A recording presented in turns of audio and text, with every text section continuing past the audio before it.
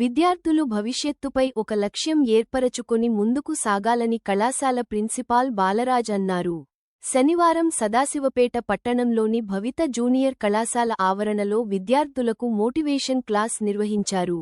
ఈ సందర్భంగా డాక్టర్ బ్రహ్మం మాట్లాడుతూ విద్యార్థులకు చదువుతో పాటు క్రమశిక్షణ అవసరమని, విద్య నేర్పే గురువుల పట్ల గౌరవం కలిగి ఉండాలని తెలిపారు.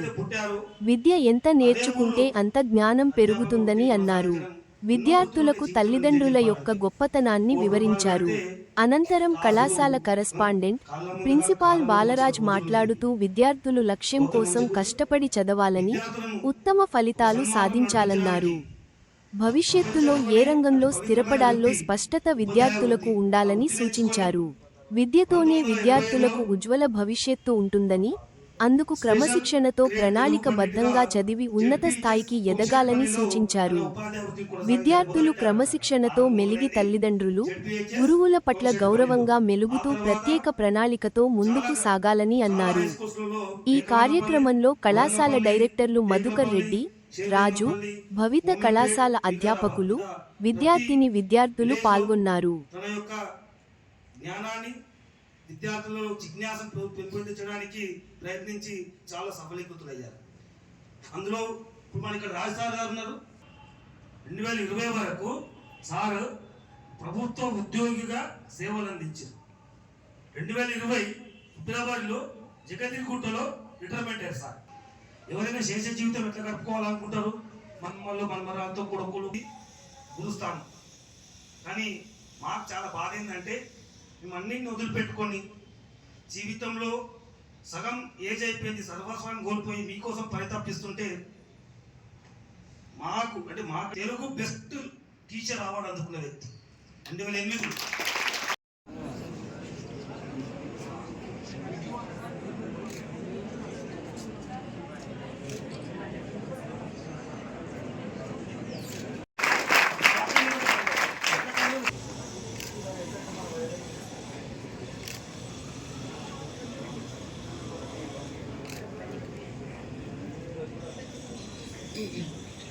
అందిస్తున్నాను. నాకెందుకో బాలరాజ్ ఫోన్ చేయగానే ఒక ఆత్మీయత.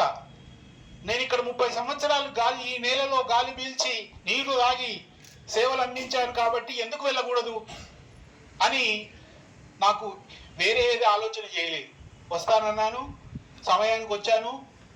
మీ యొక్క ప్రేమానురాగాలు నన్ను రప్పించాయి అనుకుంటున్నాను. కాబట్టి చదువు కోసము ఎందుకు మీకు చింత? భవిత బాలరాజు గారి యొక్క విషయం వింటూ ఉంటే చాలా విచిత్రం వేసింది. తన జీవితాన్ని కూడా తన భార్య పిల్లలకు కూడా ఎక్కువ సమయం ఇవ్వకుండా ఉదయం నుంచి మీతో ఉంటున్నాడంటే అది నిజమైన సేవ కాదు, నిజమైన అనన్యమైన సేవ. అది నిజమైన సేవ అని అనడానికి వీలేదు, అనన్యమైన సేవ అంటాం దాన్ని. సరే, అందరినీ ఆశీర్వదిస్తూ గురువెవరు? చదివే చెప్తాడా? చదివేనా? చెప్పండి. మన జీవితాన్ని తీర్చిదిద్ది ముళ్ళబాటను పూలబాట చేసేటటువంటిది గురువు. బాల్యమే అందరికి అతిమధుర్యమైనటువంటిది, అందరికి మాధుర్యమైనది బాల్యం. మీ తల్లిదండ్రుల తర్వాత ఎక్కువ సమయాన్ని గడిపేది ఎవరితో? మాతృదేవో భవ, జన్మనిచ్చింది. పితృదేవో భవ, ఖర్చు పెట్టి చదివిస్తున్నాడు. అది తల్లిదండ్రులు ఖర్చు పెడుతున్నారు అనేది భావించకూడదు. దైవదత్తమైనటువంటి రోజు, దైవము ప్రసాదించినటువంటి సోదరతుల్యులు విద్యార్థులను ఏదో తల్లిదండ్రుల ఆశ, కలెక్టర్ కావాలనే ఆశతో ఉన్న తల్లిదండ్రులకు కలెక్టర్ ఎందుకు, కలెక్టర్లను చేసే సేవ నాకు దొరకాలని భావించి కళాశాలను స్థాపించి మరి మీ అందరికి సేవలు అందిస్తున్నటువంటి సోదరుడు బాలరాజు గారిని ఆశీర్వదిస్తూ ఒకసారి కరతాళ ధ్వనులతో ఏం చేయలేము మనం. భగవంతుని అనుగ్రహంతో మరి కళాశాలలో పనిచేస్తున్నటువంటి నాకు జన్మనిచ్చిన నా తల్లిదండ్రులకు, నాకు విద్యాబుద్ధులు నేర్పిన నా గురువులకు, అదేవిధంగా నా కష్టంలో నష్టంలో నా సుఖంలో నా దుఃఖంలో ఎల్లవెల్లలా తోడుంటున్న యాజమాన్య మిత్రులు మధుకర్ రెడ్డి గారికి, రాజు గారికి, మిగతా భవిత అధ్యాపక బృందానికి మనస్ఫూర్తిగా ధన్యవాదాలు, కృతజ్ఞతలు, నమస్కృతులు తెలియజేస్తూ ఈరోజు ఇంతటి మంచి కార్యక్రమానికి మిమ్మల్ని ఉద్దేశించి మాట్లాడడానికి ఇచ్చేసిన డాక్టర్ బ్రహ్మచారి గారి గురించి నాకు తెలిసినంత వరకు అన్ని విషయాలు చెప్తుంటాను నేను. ఆ సమయంలోనే ఎగ్జామినేషన్స్ ముందు మీ మనసులో ఇంతమంది మనుషుల్లో కొద్ది మందిలో కూడా మార్పు మొదలైతే మొదట సంచరించే వ్యక్తి నేనే, తర్వాత మన టీం ఇలా సంతోషిస్తారు. దానికోసం కార్యక్రమం ఏర్పాటు జరిగింది. ఇక నేను ఎక్కువ సమయం తీసుకోకుండా మాట్లాడడానికి ఇచ్చేసిన మహనీయులు పూజనీయులు డాక్టర్ కె బ్రహ్మచారి గారిని ఆశీర్వదించవలసిందిగా భవితా టీం తరఫున ఏ దొంగ దొంగిలించలేడు. నా భ్రాతృభాజ్యం అన్నదమ్ములు గడ్డాలు పడ్డనాడు అన్నదమ్ములు కానీ గడ్డాలు వచ్చిన తర్వాత ఎవర్రా వినబడుతుందా? పంచుకుంటారు కదా. అలా పంచుకుందామన్నా నువ్వు చదువుకున్న విద్యను పంచుకోవడానికి ఎవరికి సాధ్యము కాదు. పంచుకోవడం అంటే ఒక గుర్తొచ్చింది. తండ్రి గారు తన కొడుకులు బాగుండాలనుకుంటాడు. అన్ని బాగా సంపాదించి పెట్టాడు. అన్ని రెండు కొన్నాడు. పంచుకోవడానికి సమానంగా కావాలి ఇద్దరు కొడుకులు. సరే తండ్రి గతించాడు, పంచుకోవడానికి కూర్చున్నాడు. అన్ని వంచేవాలి, సగం కోసుకోవాలి కదా. చిన్నోడు అంటాడు ఆ పొన్ను ఉన్నది, అప్పుడు పొన్ను అంటూ ఉంటుంది కదా, తెలుసు కదా లోకల్కి. అది వెండి పొన్ను లేకపోతే రాగిదో బంగారం విలువైనది ఉండేది. నాది ఆ వైపు కావాలంటాడు.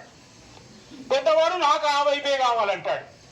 పంచాది తీరటం లేదు. కూర్చున్నారు గంటలు. అంతలోనే బాలరాజు సార్ లాంటి ఒక ఉత్తముడు వచ్చి చెప్పాడు, అరే నాయన ఎందుకు కొట్లాడుతున్నారు, పంచుకోవాలి కదా, నిలువుగా రెండుగా తీరియమన్నాడు. నిలువుగా సమస్య తీరింది, కానీ ఆ వస్తువు పనికొచ్చిందా? నిష్ప్రయోజనం. అంటే ఏం తెలుసుకోవాలి మీరు? ప్రతి చిన్న విషయానికి పోట్లాడకూడదు. పోట్లాడుకోవడం వల్ల ఏమైంది? అందుకే చిన్ననాడు మన కథ చెప్తారు. ఏమని? ఒక పిల్లి ఉంది కదా, ఉందా? రొట్టెలు తీసుకొచ్చింది, రొట్టెత్తుకొచ్చింది. దొడ్డు పిల్లి సన్న పిల్లి పోట్లాడుకుంటున్నాయి. కోతి వచ్చింది, తిన్నది, పోయింది. అంటే అర్థం ఏమైంది? మనం కొట్లాడితే ఏమవుతుంది? మూడోవాడి. ఆ తర్వాత అంత నచ భారకారి నచ రాజహార్యం. రాజులంటే ఆనాడు పూర్వకాలంలో రాజులు ఉండేవాళ్ళు కదా. రాజులు మన దగ్గర ధనం ఉంటే ఇప్పటికి కూడా ట్యాక్స్ కదా. మేము ఉన్నాము, జీతం సంపాదిస్తున్నామంటే సంవత్సరానికి 2 లక్షల రూపాయలు ట్యాక్స్ పెడతాం గవర్నమెంట్.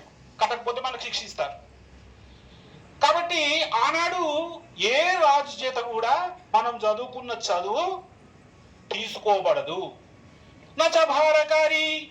50 కిలోల 20 కిలోల బియ్యం మోస్తున్నాం అనుకో, ఇంకా కొంచెం బరువు వేస్తే మోయగలుగుతావా? మోయలేవు. కానీ నువ్వు ఎంత చదువుకున్నా బరువు లేనటువంటిది చదువు. నచ భారకారి. మరి మన దగ్గర ఉన్న డబ్బులను ఖర్చు చేస్తున్నాం అనుకో, అయిపోతాయి.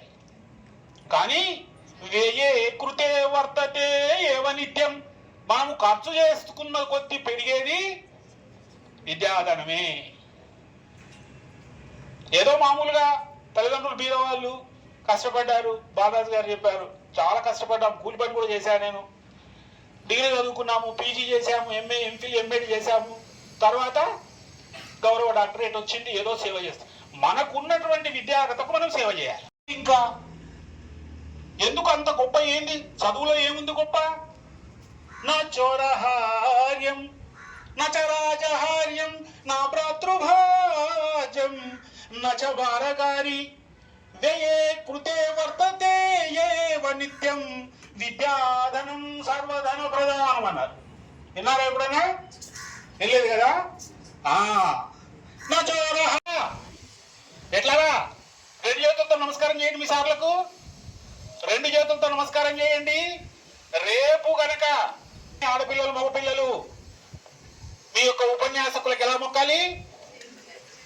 2 చేతులతో మొక్కలేదనుకో, నా శాపం తగులుతుంది.